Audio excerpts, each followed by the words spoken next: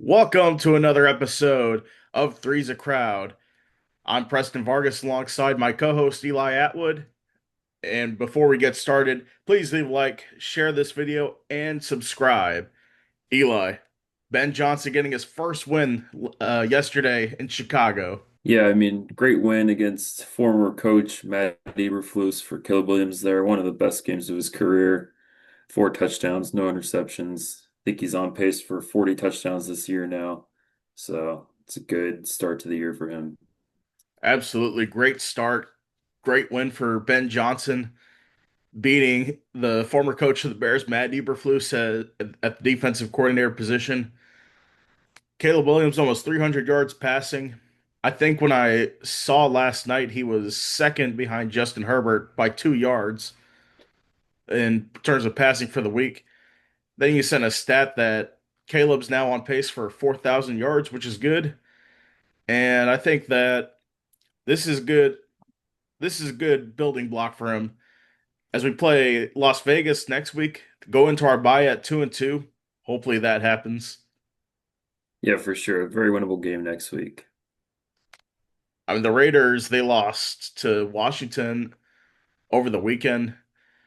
Geno Smith, he threw the ball, but he threw the ball well, but he has no defense. I'll just say that. Yeah, the Raiders did look better offensively this week, but defense still did not look good. I think that's the key for the Bears to exploit that weakness for the Raiders on defense. And outside of Max Crosby, they don't really have anyone else. Yeah, exactly. And I think that'll be a good test for Caleb. We'll see if he can throw for have the same kind of stat line he had. I mean, Yeah, last hopefully he keeps it up. I liked what I saw from the play calling for Ben Johnson. Those that trick play to Luther Burden in the first quarter to go up 14-3. Yeah, some aggressive play calls for sure. We also had that fourth and goal there towards the end of the game moving forward. That long drive in the third quarter, 13 plays, took 9 minutes off the clock. Yeah. And then going to the Cowboys, Dak Prescott, only one touchdown, two picks. CeeDee Lamb left the game early. I heard a interview with Jerry Jones after the game that he said he thinks the Cowboys are still Super Bowl contenders. What do you think? When does Jerry Jones think they aren't Super Bowl contenders is the real question. They're not Super Bowl contenders. They're lucky if they make the playoffs, honestly. Honestly, in my opinion, they're lucky to be 1-2. They should be 0-3 if it wasn't for your kicker bailing you out against the Giants with that 65-yard field goal. Yeah, exactly. And he should really be the MVP of the team right about now. He is, honestly. And we'll see how the Cowboys rebound. They play the Green Bay Packers at home in Micah Parsons' return game. Yeah, we'll see how that goes. Speaking of the Green Bay Packers, oh man, did they lay an egg, blowing a 10-0 lead in the fourth quarter to the Cleveland Browns. Not only that, but losing in typical fashion as the field goal's blocked, and then they take it back and kick their own field goal. McManus had his field goal blocked with 27 seconds. Then Schmidt kicks the 55-yard game winner for the Browns. The turning point in that game, Jordan Love's interception in the fourth quarter to set up a Browns touchdown, which brought them within three. Excellent defense for the Browns this week. Yeah, for sure. They look pretty good. The question is though, is it the Packers offense or is it the Browns defense? So maybe a mix of both. But this is something to build on for the Browns in the future. I mean, this season we don't expect them to do much, but their defense is solid with Myles Garrett, Denzel Ward, all those guys. They just need a quarterback. And I don't think they have it right now with Joe Flacco. I mean, he's going to turn 40 soon, if he's not 40 already. Yeah, exactly. He's already up there in age for sure. And on the Packers side, they lose this game. They thought they were going to go undefeated. And I think that they're not the NFC favorite clearly anymore. Yeah, I mean, they definitely don't have the foothold like they did, if nothing else. I mean, talking about the Packers as contenders with the Eagles, which they found a way to win after being down by so much against the Rams at home. I can't put the Packers in that category. Yeah, exactly. They're not the same. Another NFC North team, the Minnesota Vikings, in fantasy perspective, 32 fantasy points for that defense. Isaiah Rodgers, that MVP, two defensive touchdowns, 187-yard pick six, then another scoop and score. The Vikings might be doing all right without JJ McCarthy. Yeah, I mean, McCarthy's not the key for the Vikings. I think that's known going into the year. The Vikings can do it with whoever the quarterback is. Kirk Cousins, Sam Darnold, JJ McCarthy. They continue to dominate through defense and through receivers. I mean, that's what their team is. Absolutely. I mean, Carson Wentz got sacked a few times as well. I'll have to check the stats on that, but he wasn't, he didn't look too good in the game. It's just you have Justin Jefferson, the X factor for you on that offense, and the defense dominating. I mean, a 48-10 win or 48, yeah, 48-10 complete blowout for the Vikings.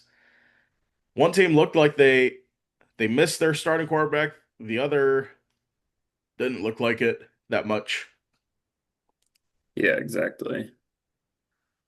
Jake Browning, 140 yards, one touchdown, two picks. But Jamar Chase, Yeah, like 50 receiving yards. Browning definitely did not have the same performance as he did last year. No, he didn't. But what does this mean for the Vikings in terms of them contending in the NFC? Yeah, I mean, I think it shows that they can contend. They've got the defense to do it. Just can their offense do it? Yeah, I agree.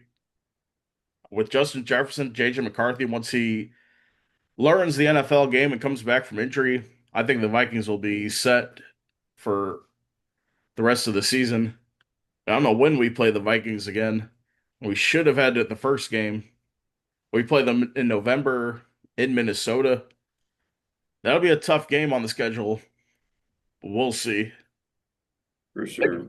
Then going on to a wild Sunday in the NFL, the Eagles, we spoke about them earlier. I think they scored 18 unanswered points against the Los Angeles Rams to knock them off. That was a great game toward the end. Yeah, the field goal block to cover the spread. Everybody was going crazy for that one. We definitely needed that and pick 'em. Cardi's potential game-winning field goal blocked by Davis, then returned for 61 yards. Then Jalen Hurts, his touchdown to Devonta Smith to take the lead.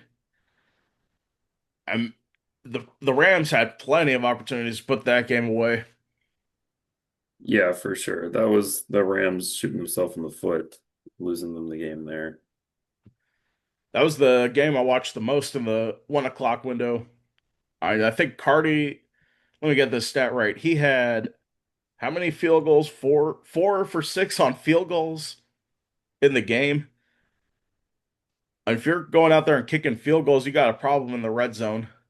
Yeah, for sure. I mean, especially when your kicker's only hitting 4 for 6. I mean, we'll see how the Rams rebound from that. I want to say they were favored in that game, which I don't know how. Oh no, Hmm. they weren't. I think some books had them favored, It was definitely a slight. It was, I think they were barely not favored. It was close.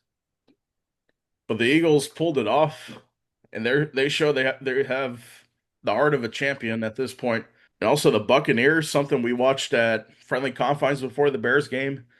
They almost blew a lead to the New York Jets at home in their home opener.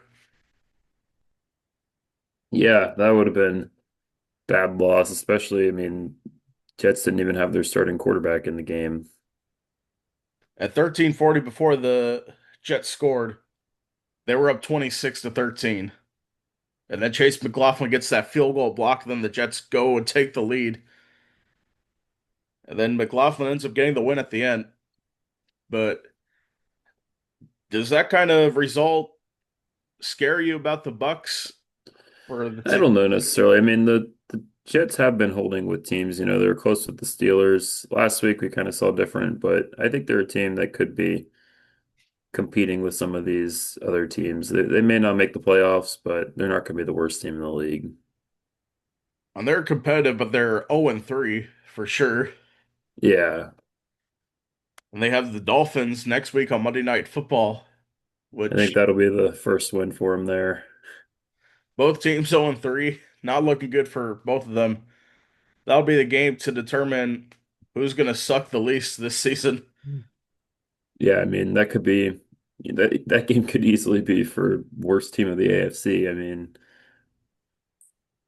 Let me see who's on the slate next week. Also, Denver and Cincinnati.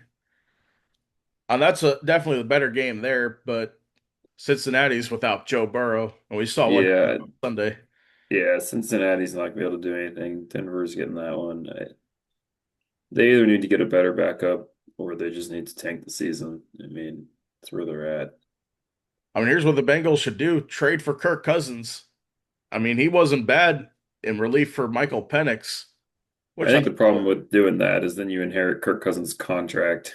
I just don't know if they could. I don't think they could afford it. I think I don't it's think so. impossible. I know their cap situation's already a mess as it is. I think the only way is if Atlanta inherits that contract, which I don't see that happening. Yeah. But then moving on to the Chargers and Niners, both walk-off field goals in the late window. I mean, we'll talk about that Chargers game because that was on the next TV over from the Bears game. We watched that a little bit during commercial breaks, but I mean the Broncos, they had chances to put that game away. Yeah, for sure. Th- they definitely, I mean, it was a close game. Either team could have won there at the end, I think. I mean, a wild finish there. Justin Herbert improving the Chargers to 3-0, I believe. I believe so, yeah. Then the Niners walk it off late. They've been eking out some close wins despite all the injuries. They're 3-0 as well. Yeah. And they got a great coach in Kyle Shanahan. I think the Niners will be all right. Yeah, the Niners kind of always stay competitive, if nothing else. Then moving on to the Sunday night football game, the Chiefs have avoided the 0-3 hole, beating the Giants 22-9 at MetLife Stadium. What are the key takeaways from this game? I mean, honestly, I think there's still some concern for the Chiefs. It wasn't a pretty game. I mean, they won, but first three quarters, it was like, I don't know what we're watching here, but it didn't seem like the same Patrick Mahomes we're used to. It didn't seem like the same Chiefs team we're used to. I As mean, for the Giants, I think it's just more reason to bench Russell Wilson. yes. I mean, there were chants last night for we want Dart and Russell Wilson to be benched. I mean, one of the takeaways that I have for that game was in the first half. After the after the Giants scored the touchdown, they went for the extra point, which wouldn't be a problem except that they don't have a kicker. Graham Gano got hurt earlier in the before the national anthem started, and then Jamie Gillen, their punter, was in charge of kicking duties. On a 4th and 3, they went for it and got stopped, which they couldn't kick at that point. So then why would you go for the extra point there instead of going for two? Yeah, for sure. And then, like you said, Mahomes didn't have the best game. It was pretty sloppy on for both sides out there. Yeah, for sure. Neither team looked great. I mean, this will be something to build on for the Chiefs, I guess. They got Baltimore at home next week in the 425 slot. That's going to be a good one. And then they come to Jacksonville on Monday Night Football, October 6th. Should be a good game. Jaguars have started strong at least. Yeah, they started good. They beat Houston. They're now 2-1. which they honestly should be 3-0 if it wasn't for that great comeback that Jake Browning had. Yeah, exactly. I think Trevor Lawrence, he didn't have the best game, but I think still he had 220 yards. He did have a pick, no touchdown passes. All he has to do is manage the game at this point. Yeah, for sure. That's what they need out of him. I mean, if he can just be a confident signal caller. And then Monday Night Football tonight, arguably the game of the week, Lions and Ravens from M&T Bank Stadium in Baltimore. Both teams trying to avoid a 1-2 start to the season. Both teams pretty much in the Super Bowl contender phase of the NFL. What do you expect from this game? Yeah, it should be a pretty good game here.